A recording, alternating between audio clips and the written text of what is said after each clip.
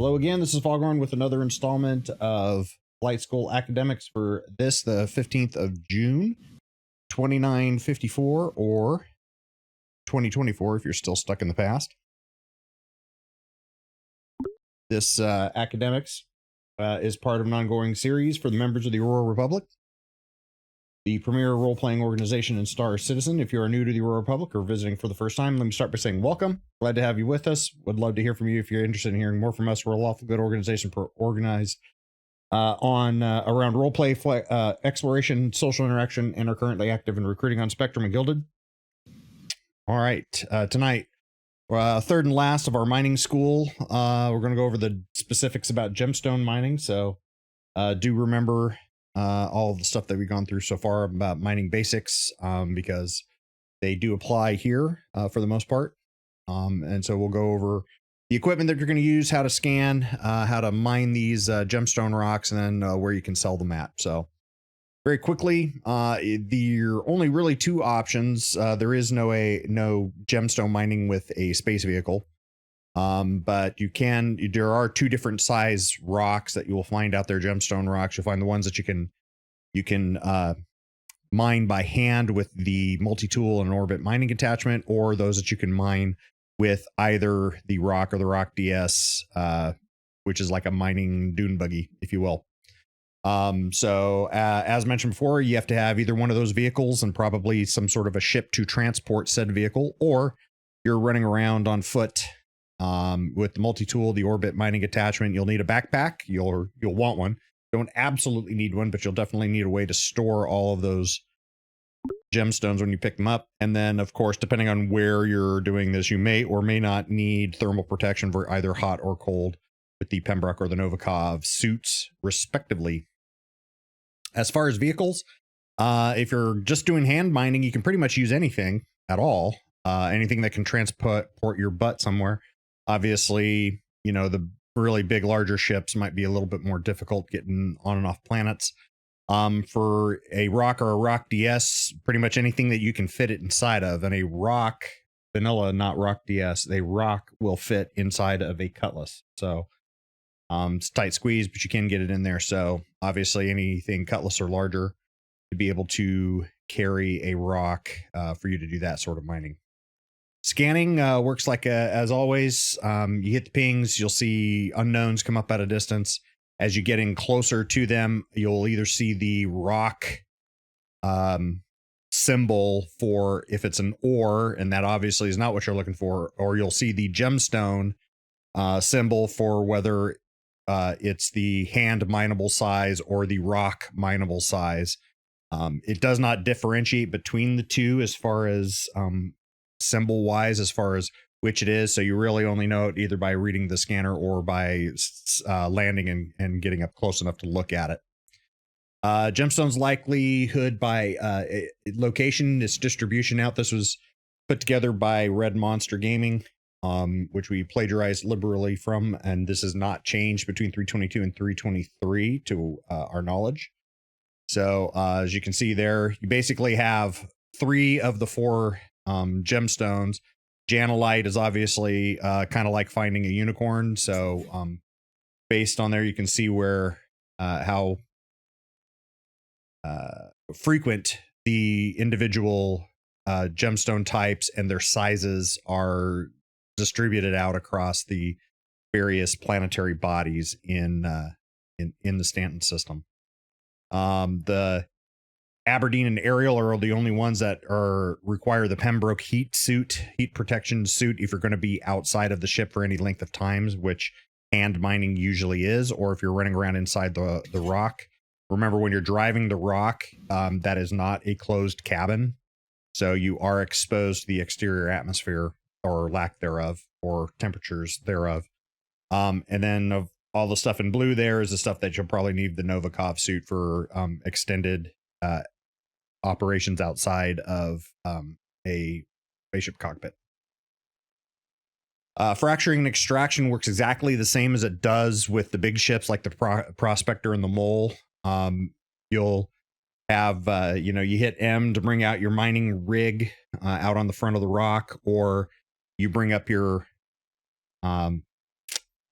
multi-tool and aim down sights, be able to see the display, holographic display right and left of the back end of your multi-tool to be able to see the stats. And then you have, similar to the Prospector, you'll have on the ROC, you'll have the same basic mining HUD that you see, where you control power on the right side and watch how far it fills up the energy into the rock, into the gemstone rock, to get it to fracture and then go into extraction mode. The ROC and ROC DS have internal storage. You can access it from the very back of the vehicle. And so you have, as you hoover these things up, you don't have to get out of the ROC or the ROC DS to do the extraction part, which with all of these rocks, there's only one. You only have to fracture once. The rock does not break down into smaller pieces that need to be fractured like ore mining does. These things, it's one and done as far as the fracture phase. When you get the rock to bust, it just breaks the power into a whole bunch of gemstones, and then you just either hand pick up the gemstones if you're hand mining, or if you're in a ROC or ROC DS, you go into the extraction mode. In the extraction mode, you just hoover them up off the ground, and they go into the internal storage of the vehicle, which can be accessed at the back. When you're hand mining with the Pyro RYT multi-tool, when you aim down sights, you'll get a good look at the display on the back. Has battery power on the left, which is still infinite because charge and drain has not come in yet. So batteries have not become functional. But the amount of power that you are putting down the laser beam for fracture is on the right side, based on it works similarly, same controls as it does for using a Prospector or a mole. So using your scroll wheel, alt and your scroll wheel to raise and lower the power level that you're putting in. Unlike the mining heads up displays for all the vehicles, instead of it being the two curves, your fill bar, if you will, is on the left side of your aim down sights. So you'll see that fill from the bottom to the top, getting into the green zone. When we get into the green zone will start filling from right to left as you hold the power level of the heat level inside the rock at the right spot. If you go over that into the red zone, the red overcharged zone, then that will start filling also from the right to the left, with all of the same consequences, except for that you're now running around in just your clothes and your armor.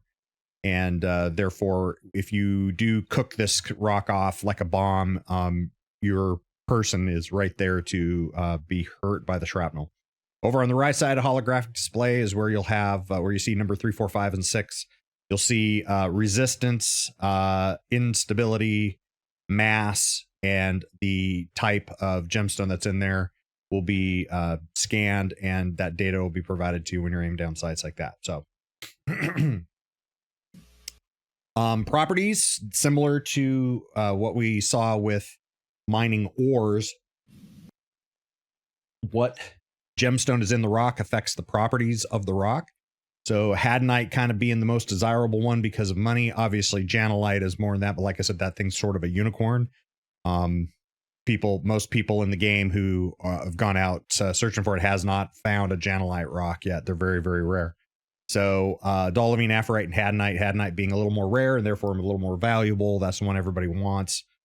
And you'll see that it has a multiplication factor on the instability of 10. And then you can see where it goes for resistance and optimal window sizes and frequencies and all that kind of stuff. So you'll actually see that Aphorite, being the middle of the stream, is actually it's got the biggest, easiest window. So that's actually might be something for consider of going for the more prevalent and easier to mine Aphorite versus always looking for only Hadnite. Selling the gemstones, they are treated as a commodity. So you literally, once you bust the rock, you either hoover it up with the ROC, or you just sit there with your person if you're on foot and just pick them up individually and store them into your backpack. So your backpack is full. Then you go onto the ship, empty your backpack into the ship, and then go outside and continue doing that. You can sell these at any admin or any TDD.